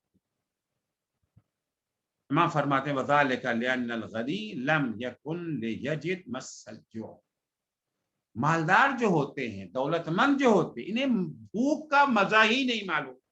तो कभी ये भूखे रहे, इन्हें नहीं मालूम कि भूख में कितनी तकलीफ होती है। इनके दरवाजे पे साइल आता है, कहता है कि साहब मैं 2 दिन से भूखा हूं, मेरे बच्चे 2 दिन से भूखे हैं, रहम कीजिए, मेरी मदद कीजिए। इनके समझ ही में नहीं आता कि भूखा नहीं क्या मतलब, भूखा है तो क्या हो गया, एक भूखे को क्या तकलीफ होती है, उसके तकलीफ से आशना नहीं है। क्यों आशना नहीं है? लिअन्नल गनी कुन्ना कुल्लमा अरादा शैअन क़दरा अलैहि, आपके पास माल है, दौलत है, जरा सी भूख भी लगी, अभी भूख लगी भी नहीं थी, और टेबल पर तरह तरह के वो फ्रूट्स रखे हुए हैं, ये जो है ड्राई फ्रूट्स रखे हुए हैं, तरह तरह की मिठाइयाँ रखे हुए हैं, तरह तरह के ये जो है कुकीज रखे हुए हैं। इधर से आए केला खा लिया, उधर से आए अंगूर खा लिया, उधर से आए सेब खा लिया, उधर से आए संतरा खा लिया, उधर से आए किशमिश उठा लिया, उधर से आए बादाम उठा लिया। और दुनिया भर की चीजें सजी हुई हैं, ये तो भूखे होने से पहले ही खा लेते हैं। कभी हुआ ही नहीं कि इन्हें भूखे रहे हों और इन्हें खाना ना मिला हो, तब पता चलेगा ना कि भूख की तकलीफ क्या होती है। मालदार थे, दौलतमंद थे, पैसा मौजूद था, जब जो चाहा हासिल कर लिया। इन्हें मालूम ही नहीं है कि भूख है क्या चीज। لہذا اللہ نے چاہا لأن الغنی لم یکن لیجد مس الجوع فیرحم الفقیر، کبھی بھی غنی نے، مالدار نے بھوک کا مزہ چکھا ہی نہیں تھا کہ اسے بھوکوں کے اوپر رحم آتا۔ لأن الغنی کلما اراد شیئا قدر علیہ، مالدار دولت مند جب جو چاہتا ہے حاصل کر لیتا ہے۔ فاراد اللہ ان یسوی بین خلقہ، تو اللہ نے یہ ارادہ کیا، اللہ نے یہ چاہا کہ امیر کو بھی بھوک کا مزہ چکھا دے جائے، غریب تو چکھ ہی رہا ہے مزہ، تاکہ بھوک کے احساس میں امیر اور غریب دونوں برابر ہو جائیں۔ وَأَن يُذِيقَ الْغَنِي مَسَّ الْجُوعِ وَالْأَلَمِ، مالدار کو بھی بھوک اور اس سے ہونے والی تکلیف کا احساس ہو جائے۔ لِيَرُقَّ عَلَى الضَّعِيفِ وَيَرْحَمَ الْجَائِعِ، جب اسے بھوک کا احساس، روزہ رکھے گا 14 گھنٹہ 15 گھنٹہ 18 گھنٹہ، جب یہ بھوکا اور پیاسا رہے گا، اب اگر اس کے دروازے پر کوئی آ کر کہے گا کہ میں 2 دن سے بھوکا ہوں، تو کہے گا میرا تو 12 گھنٹے میں یہ حال ہو گیا تھا، 15 گھنٹے میں یہ حال ہو گیا تھا، 48 گھنٹے میں اس کا کیا حال ہو رہا ہوگا، اس کے بچوں کا کیا حال ہو رہا ہوگا۔ اب اس کا دل پسیجے گا، اس کا ہاتھ اس کی مدد کے لیے آگے بڑھے۔ یہ روزہ عبادت خدا بھی ہے اور خدمت خلق خدا کا جذبہ بیدار کرنے کا بہترین ذریعہ۔ روزہ وہ ہے واجبات میں چوتھی چیز، روزہ مولا فرماتے کہ یہ اللہ سے قریب کرنے کا بہترین ذریعہ ہے۔ 5واں واجب جو مولا بیان فرماتے ہیں، وحج البیت واعتمارہ، بیت اللہ کا حج اور عمرہ، یہ بھی اللہ سے قریب کرنے کا بہترین ذریعہ ہے۔ ان دونوں تمام جہاں ان چیزوں کا اصل فائدہ جو بیان کر رہے ہیں وہ اللہ سے قربت ہے، وہیں دنیاوی فائدے کو بھی بیان کرتے جا رہے ہیں۔ یہ اس میں صرف اخروی فائدہ نہیں ہے، صرف اللہ سے تقرب ہی کا فائدہ نہیں ہے، بلکہ دنیا میں بھی تمہیں اس کا فائدہ ہے۔ فَإِنَّهُمَا يُنْفِيَانِ الْفَقْرَ وَيَرْحِضَانِ الذَّنْبَ، حج اور عمرہ سبب بنتے ہیں غربت کے دور، یہ اس کا اثر ہے، دنیاوی اثر۔ آخرت کا اثر تو اللہ سے تقرب، دنیاوی اثر یہ ہے کہ اس سے غربت دور ہوتی ہے۔ برعکس ان لوگوں کے جو کہتے اتنا پیسہ حج میں صرف کر دیا، نہیں، صرف نہیں ہوا، یہ سبب بن رہا ہے ہمارے مال میں اضافے کا۔ وَيَرْحِضَانِ الذَّنْبَ، دنیا کا فائدہ یہ ہے کہ مال و دولت میں اضافہ ہوتا ہے، غربت مٹتی ہے۔ آخرت کا فائدہ یہ ہے کہ گناہ دھل جاتے ہیں حج اور عمرے۔ 7ویں چیز جو مولا فرما، 7واں واجب ایمان کے بعد واجبات کی ادائیگی میں 7ویں چیز کیا ہے؟ وصلۃ الرحم، اپنے رشتہ داروں سے حسن سلوک۔ فإنها مسرات فی المال ومنسات فی الاجل، آخرت کا فائدہ یہ ہے کہ صلہ رحم ہمیں خدا سے قریب کرتا ہے، دنیا کا فائدہ یہ ہے کہ صلہ رحم کی برکت یہ ہے کہ ہمارے مال میں اضافہ ہوتا ہے، اور جو غیر حتمی موت ہے وہ ٹل جاتی ہے۔ موت کا وقت آ گیا تھا، موت کا وقت اللہ نے مقرر کر دیا ہے۔ نحن قدرنا بینکم الموت، پروردگار کا ارشاد ہے کہ ہم نے تمہارے درمیان موت کا وقت مقرر کر دیا ہے۔ لیکن یہ جو موت کا وقت مقرر ہوا ہے یہ 2 طرح کا ہے، ایک کنڈیشنل ایک انکنڈیشنل، ایک حتمی ایک غیر حتمی۔ انکنڈیشنل وقت جو ہے وہ ٹلتا نہیں ہے کسی بھی صورت میں، آپ کچھ بھی کریں، لیکن جو کنڈیشنل وقت ہے موت کا، وہ بعض چیزیں ہیں کہ اس میں تاخیر ہو سکتی ہے، موت ٹل سکتی ہے۔ وقت تو آ گیا تھا لیکن ان چیزوں کی وجہ سے، اس میں ایک ہے صدقہ، ایک ہے ماں باپ کے ساتھ حسن سلوک، اور ایک ہے اپنے رشتہ داروں کے ساتھ حسن سلوک، صلہ رحم۔ صلہ رحم واجبات میں سے عرض کر رہا ہوں، وہ رشتہ دار جن سے ہمارا خونی رشتہ ہے، ماں باپ، چچا ماموں، پھوپھی خالہ، بھائی بہن اور ان کے بچے، یہ ہمارے خونی رشتہ دار ہیں۔ ان کے ساتھ صلہ رحم، یعنی آمنا سامنا ہو جائے تو سلام کریں، دوسروں کو سلام کرنا مستحب ہے، سلام کرنا واجب ہے۔ چونکہ یہ جو ہے وہ صلہ رحم واجب ہے.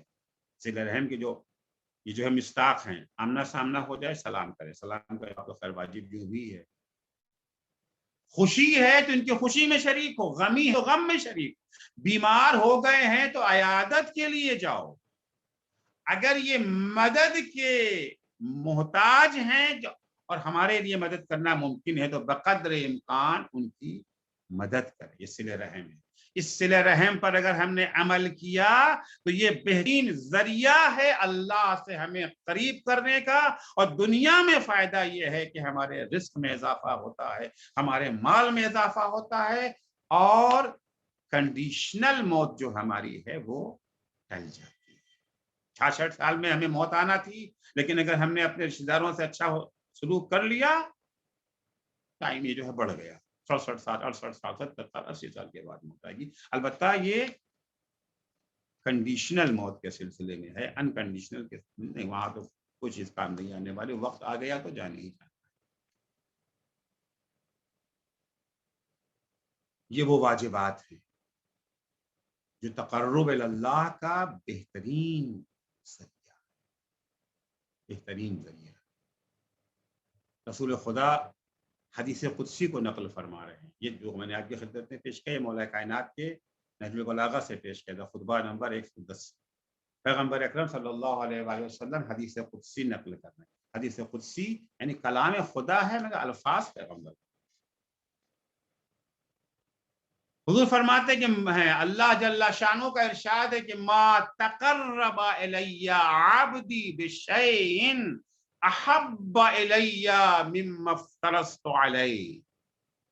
بہت سی چیزیں ہیں جو بندے کو اللہ سے قریب کرتی ہیں، لیکن اللہ کو جو چیز سب سے زیادہ محبوب ہے ان چیزوں میں وہ ہے فرائض اور واجبات پر عمل. جن چیزوں کو اللہ نے واجب قرار دیا ہے اس پر عمل، یہ اللہ کو ان تمام چیزوں میں جو اللہ سے قریب کرتی ہیں سب سے زیادہ محبوب. مولا کائنات امیر المومنین حضرت علی ابن ابی طالب علیہ السلام فرماتے ہیں کہ دیکھیے کچھ واجبات ہے، کچھ مستحبات. بڑا اہم نقطہ ہے جو مولا نے یہاں بیان فرمایا. کبھی کبھی ہوتا یہ ہے کہ مستحبات کو بجا لانے کی وجہ سے واجبات سے غافل ہوتا ہے. وقت نہیں ہے کہ میں تشریح کروں کون سے مستحبات ہیں، نہیں، آپ بھی جانتے ہیں. بہت سارے مستحبات ایسے ہیں کہ مستحبات کو بجا لانے کی وجہ سے ہم واجبات سے غافل ہو، اور اس کو کہتے نہیں وہ چونکہ وہ میرا مصروف ہے اس لیے. مولا فرماتے ہیں کہ اگر مستحبات واجبات کے چھوٹ جانے کا سبب بن رہے ہیں تو مستحبات کو بجا مت لاؤ. ایسے مستحبات تمہیں خدا سے قریب نہیں کر سکتے ہیں. مستحبات اثر یہ ہے کہ وہ ہمیں خدا سے قریب کرتے ہیں، لیکن وہ مستحبات جو تمہیں واجبات سے غافل بنا دیں وہ مستحبات تمہیں خدا سے قریب نہیں کر سکتے. مولا فرماتے ہیں لا قربتا بالنوافل اذا اضرت بالفرائض. اگر مستحبات واجبات کو نقصان پہنچا رہے ہوں، واجبات پر عمل کرنے سے دور کر رہے ہوں، تو یہ نوافل، یہ مستحبات تمہیں اللہ سے قریب نہیں کر سکتے. تو اللہ سے قریب کرنے کے لیے پہلی چیز اللہ کی معرفت، اس پر اس کے رسول پر ایمان، اور دوسری چیز کیا تھی؟ واجبات کی ادائیگی. تیسری چیز جو اللہ سے قریب کر سکتی ہے اور بہترین چیزوں میں اس کا شمار ہے، اللہ سے قریب کرنے میں علی جو بہترین چیزیں ان میں صف اول میں جن کا شمار ہے ان میں سے ایک ہے خدمت خلق خدا. خدمت خلق خدا. شروع میں بھی میں نے عرض کیا تھا، اس وقت مولا کائنات نے اس کو مستقل چیپٹر کی شکل میں بیان کیا. اسی خطبہ نمبر 110 میں مولا فرماتے ہیں کہ وہ چیز جو سب سے بہتر ہے اللہ سے قریب کرنے کے لیے صدقۃ السر. صدقۃ السر، چپکے سے صدقہ دے، جھنجھوڑا پیٹے بغیر خاموشی سے صدقہ دے. پھر عرض کیا گیا مولا نے ہر چیز کے دو فائدے بیان کیے. ایک تو وہی اللہ سے قریب کرنے کا ذریعہ ہے، دوسرے کی دنیا میں بھی اس کے کچھ فائدے ہیں اور اس کے علاوہ بھی اور مسائل مولا فرماتے ہیں صدقۃ السر فإنہا تکفر الخطیہ، چپکے سے دیے جانے والے صدقے کا اثر یہ ہے کہ اللہ ہمارے گناہوں پر پردہ ڈالے، گناہوں پر پردہ ڈالے، وہ یہ گناہ ہم نے کیے ہی نہیں۔ والصدقۃ العلانیہ، کھلم کھلا صدقہ بھی اللہ سے قریب کرتا ہے، اور چھپ کے صدقہ دینا بھی اللہ سے قریب کرتا ہے۔ چھپ کے جب صدقہ دیں گے اللہ سے قریب بھی کرے گا اور ہمارے گناہوں پر پردہ بھی ڈال دے گا، اور جب اعلان کھلم کھلا صدقہ دیں گے یہ بھی ہمیں خدا سے قریب کرے گا، البتہ ریا اگر نہ ہو، دکھاوا نہ ہو۔ کیوں کھلم کھلا دینا بھی عرض کروں گا۔ فَإِنَّهَا تَدْفَعُ مِيتَةَ السُّوءِ، اس کا ایک اثر یہ ہوگا کہ ہمیں یہ علل اعلان صدقہ جو ہے بری موت سے آپ بچائے۔ لیکن چھپ کے صدقہ دینا ہے تاکہ ریا کا پہلو۔ کبھی کبھی ہوتا ہے کہ لوگوں میں صدقہ دینے کا شوق نہیں ہے، آپ تقریر کریں ان کو بتائیں کہ صدقہ دو صدقہ دو، تو لوگ دل کہنا خود تو دیتے نہیں، ہم سے کہتے صدقہ دو۔ یہ وہ مقام ہے کہ ان کے اندر شوق پیدا کیا جائے، آپ کھلم کھلا صدقہ دیں، یہ دیکھیں کہ ہاں صدقہ دے رہے ہیں۔ اب جب آپ ان سے کہیں گے کہ صدقہ دو تو وہ دیکھیں گے نہیں یہ خود صدقہ دے چکے ہیں، تو آپ کی بات کا اثر ہوگا، ان کے اندر صدقہ دینے کی تحریک پیدا۔ اس لیے اسلام نے دونوں قسم کے صدقے کا حکم دیا ہے، کھلم کھلا صدقہ بھی دو تاکہ دوسروں میں شوق پیدا ہو، چھپ کے صدقہ دو تاکہ تمہارے اندر غرور پیدا نہ ہو، دکھاوا اور ریا کی کیفیت پیدا نہ ہو۔ چوتھی چیز جو اللہ سے قریب کرنے میں سب سے زیادہ فضیلت رکھتی ہے، سب سے زیادہ افضل ہے، وہ ہے گناہوں سے، اپنے کو گناہوں سے محفوظ رکھنا۔ اللہ جل شانو جناب موسیٰ کو خطاب کر کے کہتا ہے یا موسیٰ ما تقرب الی المتقربون بمثل الورع عن محارمی، اے موسیٰ جن چیزوں نے لوگوں کو ہم سے قریب کیا ہے، وہ بندے جن کو تقرب اللہ کا شرف حاصل ہوا ہے، جن لوگوں نے تقرب اللہ کا شرف حاصل کیا، جن چیزوں نے انہیں اللہ سے قریب کیا ہے، ان میں سب سے افضل اور سب سے بڑھ کر ہے گناہوں سے پرہیز۔ گناہوں سے پرہیز کے برابر کسی اور چیز نے انہیں قریب کی۔ الورع عن محارم، گناہ سے بچنا کتنا اہم ہے۔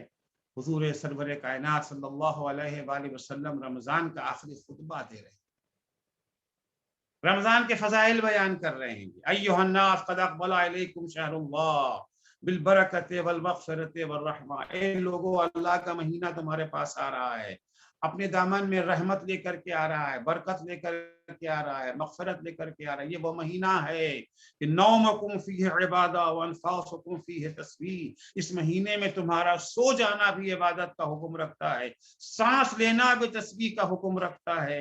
عام دنوں میں اگر ایک قرآن پورا پڑھو گے 30 پارہ تو 30 پارے کا ثواب ملے گا، لیکن ماہ رمضان میں اگر ایک آیت بھی پڑھو گے تو پورے قرآن کا ثواب ملے گا۔ اس ماہ رمضان میں ایک رات ایسی ہے جو 1000 مہینے سے بھی زیادہ بہتر ہے، خیر من الف شہر۔ فضیلتیں بیان کر رہے ہیں، اس میں یہ عمل مستحب ہے، اس عمل کا ثواب ہے، یہ نماز ہے، یہ دعا ہے، وغیرہ وغیرہ۔ ایک دفعہ مولا کائنات کھڑے ہو کر سوال کرتے یا رسول اللہ ما افضل الاعمال فی ھذا الشہر، اس مہینے میں سب سے بہترین عمل کون سا ہے؟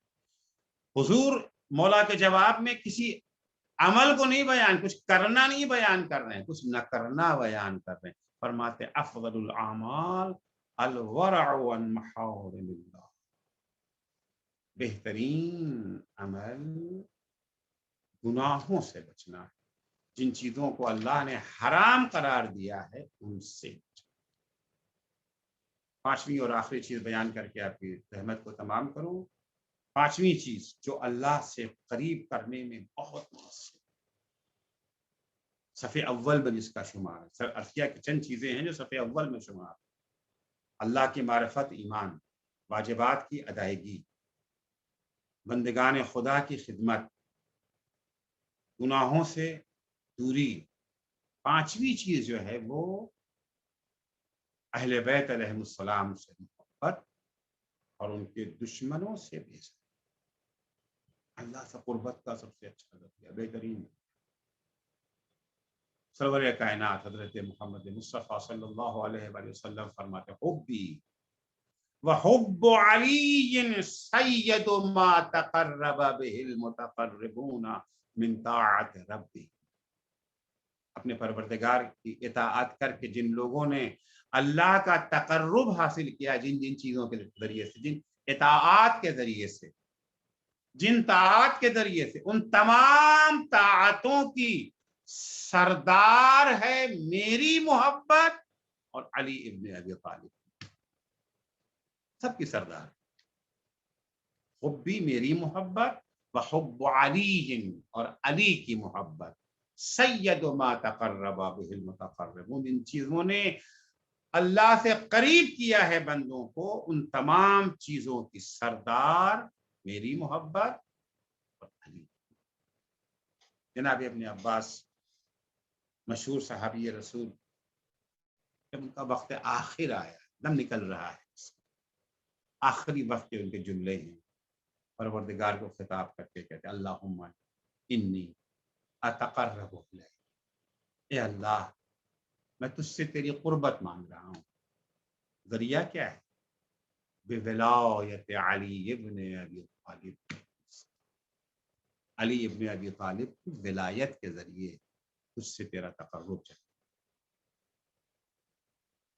اللہ سے تقرب کا ذریعہ محبت اہل بیت علیہ السلام، ان کے دشمنوں سے بھی۔ زیارت عاشوراء ماشاءاللہ آپ سب لوگ پڑھتے ہی ہیں، وہاں کیا ہے؟ اتقرب الی اللہ ثم الیک، اے اہل بیت اطہار ہم اللہ کی قربت چاہتے، اللہ کے بعد پھر آپ کا تقرب چاہتے، ذریعہ کیا ہے؟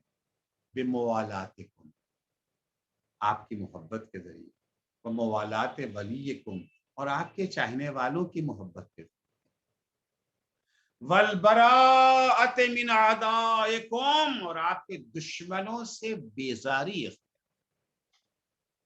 تقرب کا ذریعہ کیا ہے؟ اہل بیت سے محبت اور دشمنان اہل بیت سے بیزاری۔ کربلا کے شہیدوں نے بہت بڑا درجہ پایا، اتنا بڑا مقام انہیں ملا، تقرب اللہ کی منزلوں کو اتنی کامیابی سے انہوں نے سر کیا کہ آج 1400 برس کے بعد بھی ہم آرزو کرتے ہیں یا لیتنا کنا معکم فنفوز فوزا عظیما، اے کربلا کے شہیدوں، اے کاش ہم بھی تمہارے ساتھ، یہ جو ہے فزیکلی ساتھ ہونا نہیں، جسمانی ساتھ ہونا نہیں، معکم ان کے مشن میں ساتھ ہونا، ان کے اعمال میں ساتھ ہونا، ان کے خصائل و فضائل و صفات میں ان کے ہمراہ، اے کاش ہمارا بھی تمہارا ساتھ، تمہارے اعمال تمہاری نیکیوں میں ہو، جو نیکیاں تم نے حاصل کی وہ نیکیاں ہم بھی حاصل کریں، جو تمہارا شیوا تھا اسی شیوے کو ہم بھی اپنا سکیں، فنفوز فوزا عظیما، تاکہ ہمیں بھی وہی کامیابی ملے جو کامیابی تمہیں ملے۔ وہ کون سی چیز تھی اس نے شہدائے کربلا کو اتنی عظیم کامیابی دلا دی کہ 1400 سال کے بعد بھی اس کی آرزو کرتے ہیں۔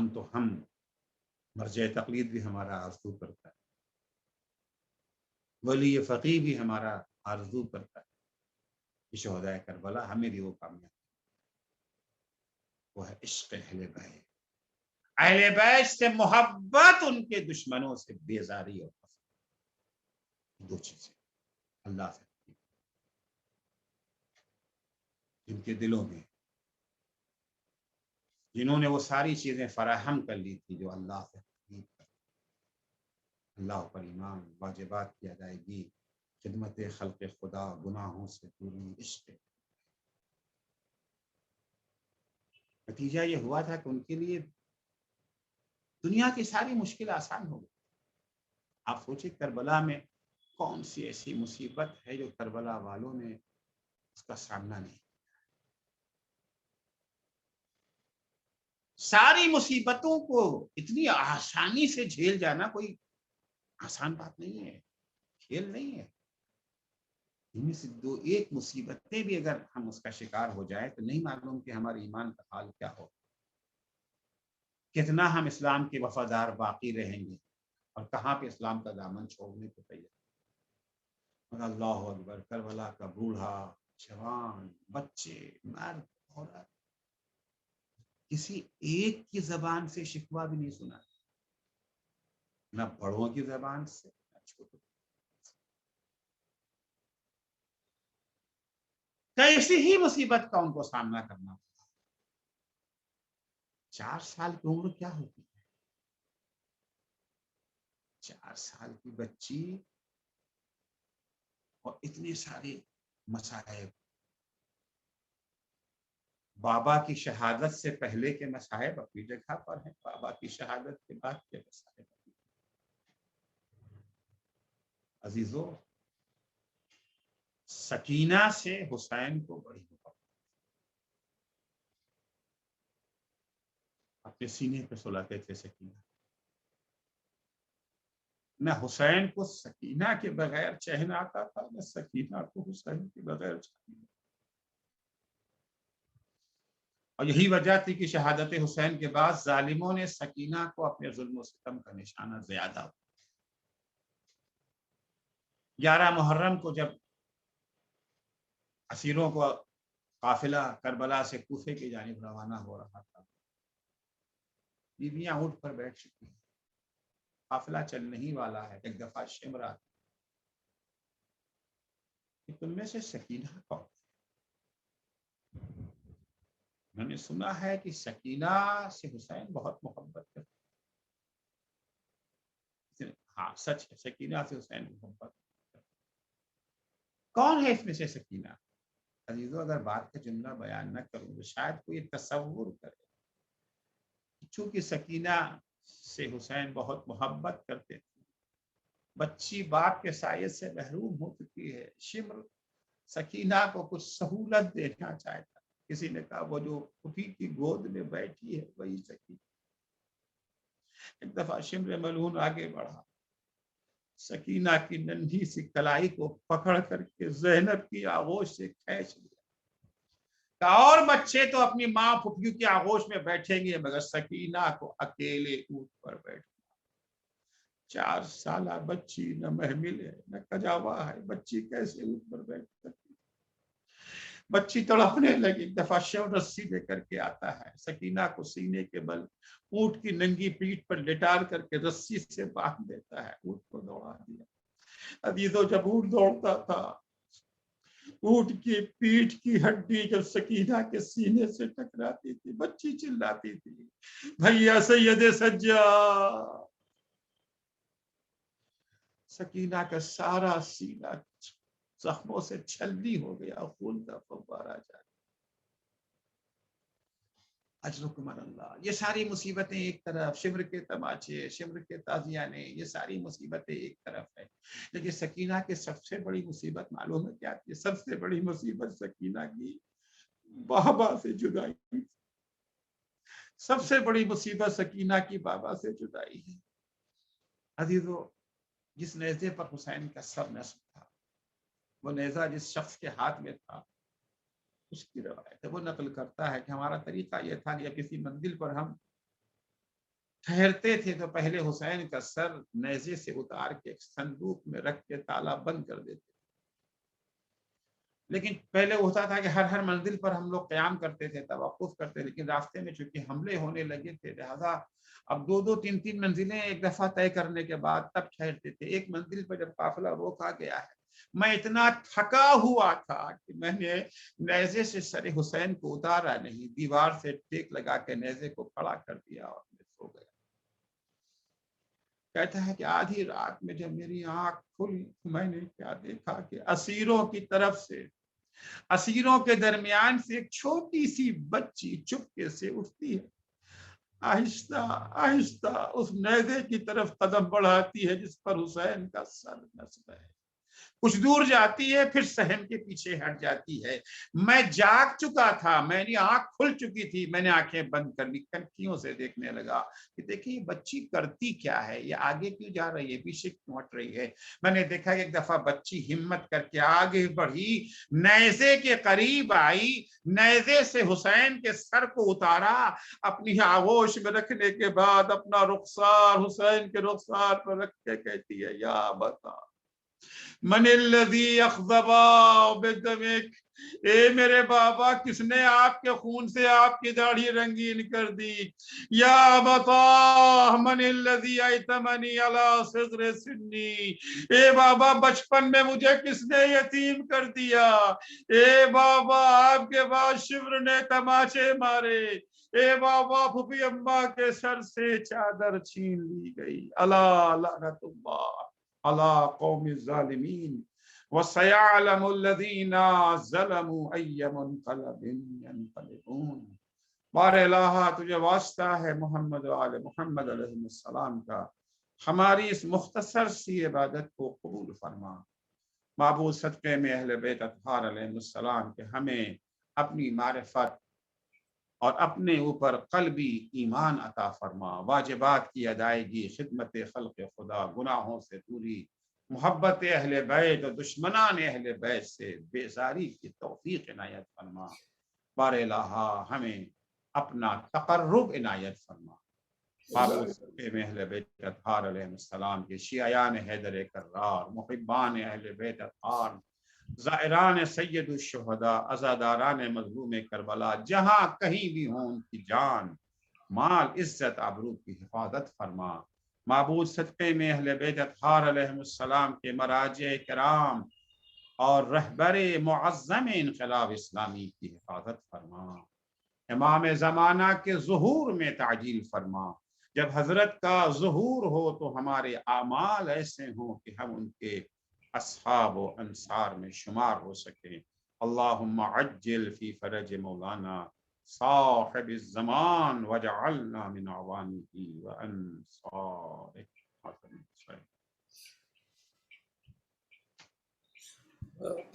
ممنہ گزارش ہے کہ ایک سورہ فاتحہ سے میر غلام عبد صاحب، زہرا بیگم، بلقیس تقی، سید عباس حسین، کلثوم حسین، عباسی حسین، سید علی حسین، عطیہ حسین، سید نور الحسن جعفری، سبیہ نور الحسن جعفری، سید وسیم صاحب زیدی، بلقی حسین دوبے کو فرمائیے۔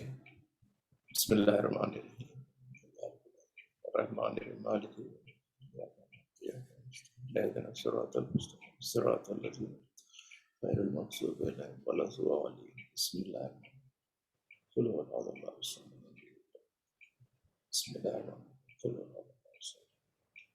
هو احد اللہ الصمد اللہم صل علی محمد اللہم صل علی یا اللہ قدس مجلس کا ثواب تمام متوجہ زیارت۔ السلام علیکم یا ابا، السلام علیکم یا رسول اللہ، السلام علیکم یا نبی اللہ، السلام علیکم یا امیر المومنین علی ابن ابی طالب، السلام علیکم یا فاطمۃ الزہراء سیدۃ النساء العالمین، السلام علیکم یا حسن المجتبیٰ، السلام علیکم یا ابا عبداللہ الحسین وعلی علی ابن الحسین وعلی اولاد الحسین وعلی اصحاب الحسین، خصوصاً سیدی و مولایا ابو الفضل عباس ابن امیر المومنین ورحمۃ اللہ وبرکاتہ۔